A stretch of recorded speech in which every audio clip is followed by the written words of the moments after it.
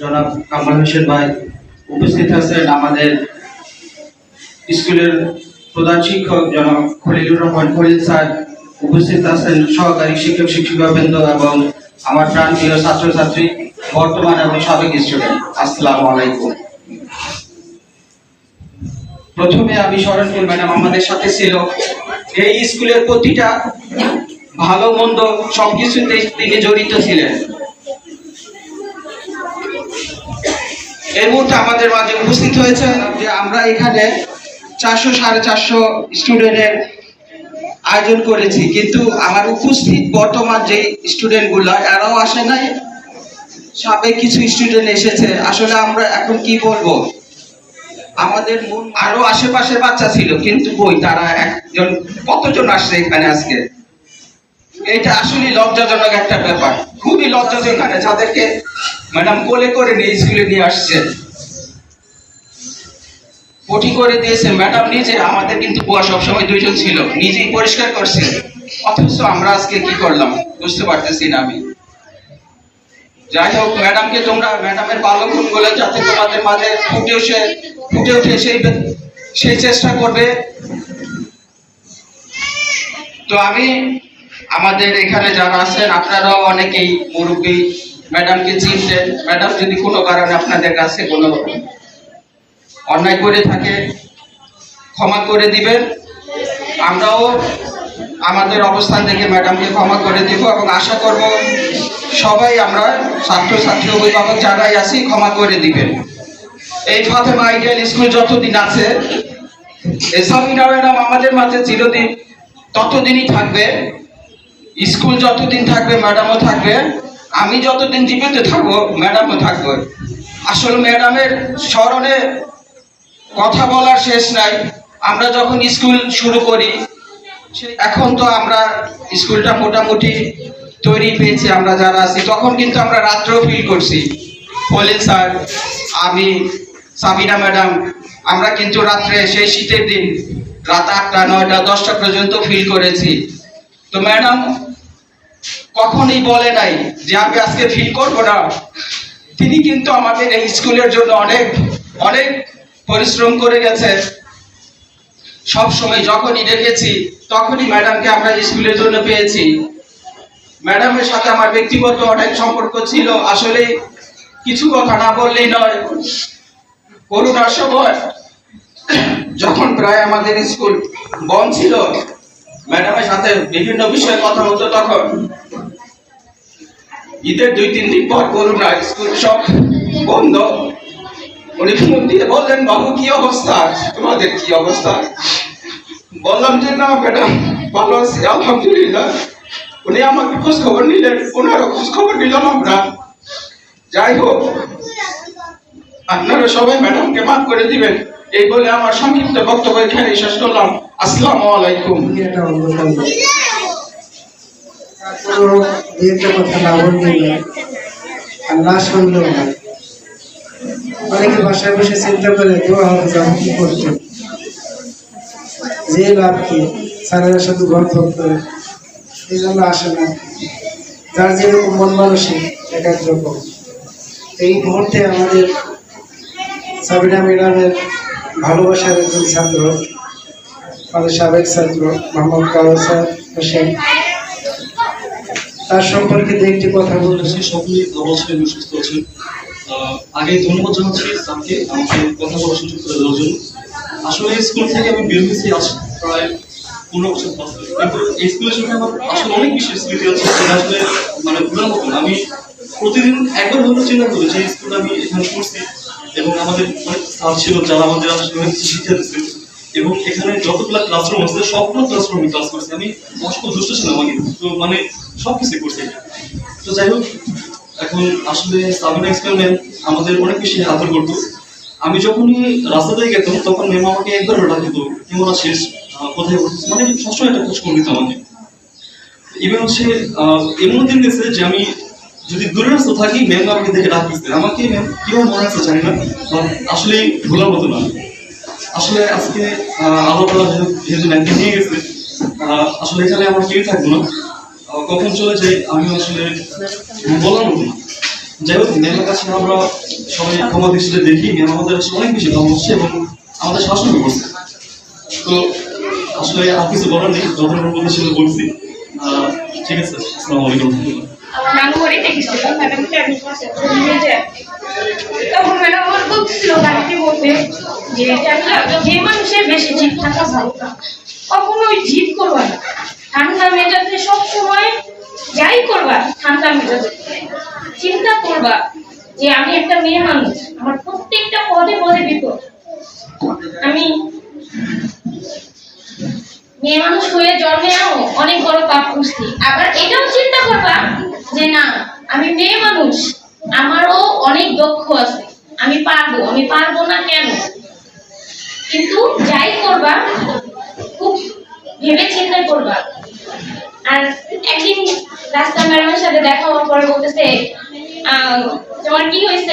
মেয়ে ম্যাডাম আমার মেয়ে বলতেছে ম্যাডাম আমি চাই তোমার বাচ্চার ম্যাডামও আমি হয়ে থাকি, ঠিক আছে? এই কথাটা যেন মাথায় থাকে তোমার। বলছিলাম আমি ইনশাআল্লাহ ম্যাডাম, আমি আমার যত কষ্ট হোক আমি আমার মেয়েরে আমার স্কুলেই পড়াবো, আমি অন্য কোথাও করে দিব। ঠিক আছে, যখন আমি ম্যাডাম আমার মেয়ের ফার্স্ট স্কুলে নিয়ে আসছি, ম্যাডাম অনেক খুশি হয়েছে। আমার বলতেছে তুমি আমার কথা রাখছো? হ্যাঁ ম্যাডাম, অবশ্যই রাখবো না কেন, আপনারাই আমাদের সব, কারণ আপনারাই আমার গার্জিয়ান, আপনাদের থেকেই আমরা বড় হবো। ঠিক আছে, আমি আস্তে আস্তে ম্যাডামের খুব কাছে ছিলাম।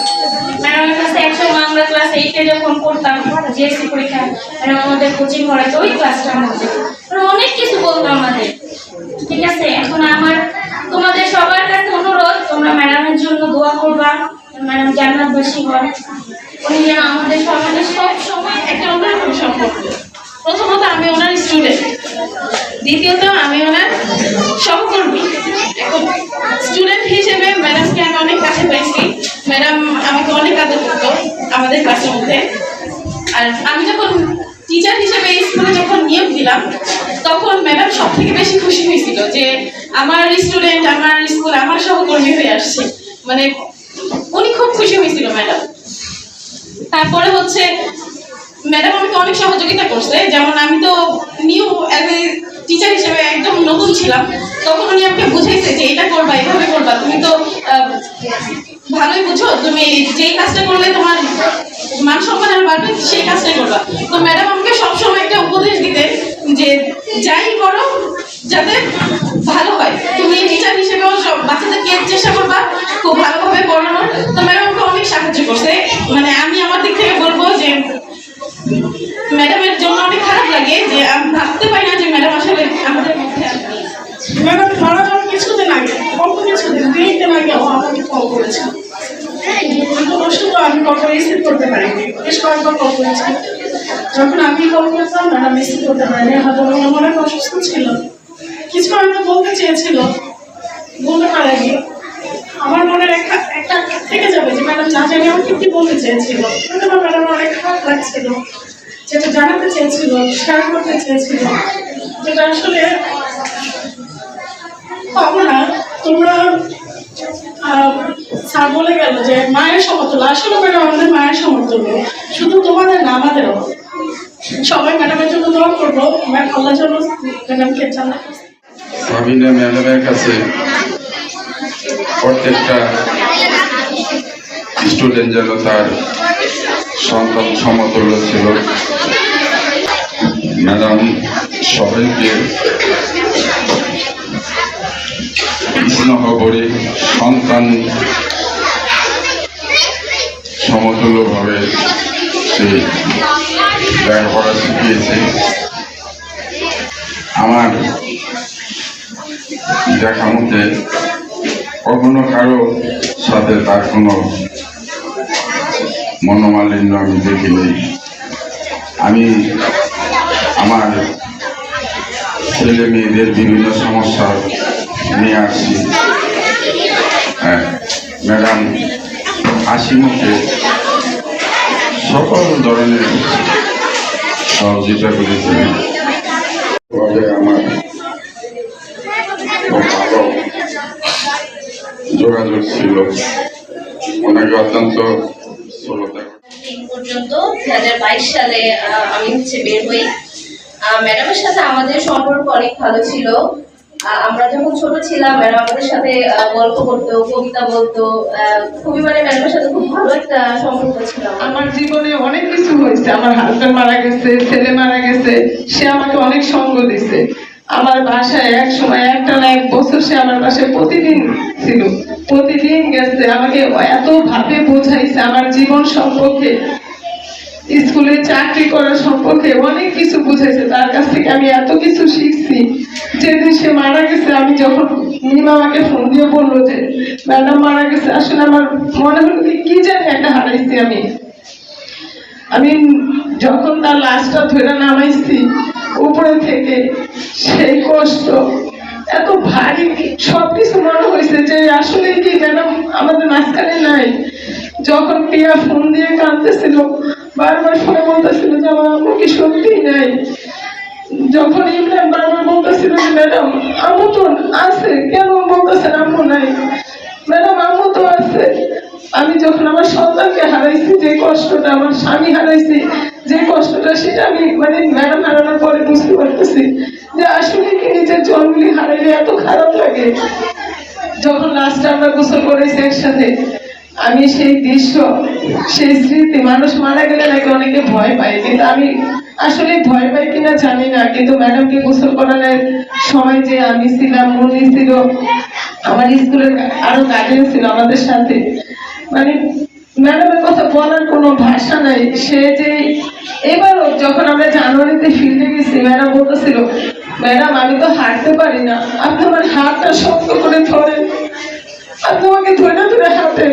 সে আমার কাঁধে হাতটা দিয়া, অন্যান্য ম্যাডামরা যারা নতুন আসছে তারা চলে আসতেছিল, কিন্তু সে আমার কাঁধে হাত দিয়ে আস্তে আস্তে সে 3 তলা 4 তলা এত উপরে সে উঠতেছে। আমি বলতেছি ম্যাডাম আপনি 4 তলায় উঠেন না, আপনার অনেক কষ্ট হবে, কিন্তু তারপরও সে 4 তলায় উঠবে। একটা বাচ্চাকে স্কুলে আনার জন্য সে যে কত ভাবে রিকোয়েস্ট করতো। আমি মাঝে মাঝে একা বাসায় যখন থাকতাম তখন বলতাম আমরা তো স্কুলের জন্য কিছুই করি না। সে 4 তলা পর্যন্ত এত অসুস্থ অবস্থায়, আমি ওকে বলতাম ম্যাডাম যাবো না 4 তলায়, কিন্তু সে যাবে 4 তলায়। একটা গার্জেন যখন বলতে স্কুলে থাকবে না, হয়তো আমাদের কোনো ভুলের কারণে, সে যদি শুনতো যে হ্যাঁ থাকবে না, সে সত্যি সেখানে যাবে, যত কষ্ট হইতো যাইতো, তাকে যেভাবে বোঝানো দরকার হইতো সে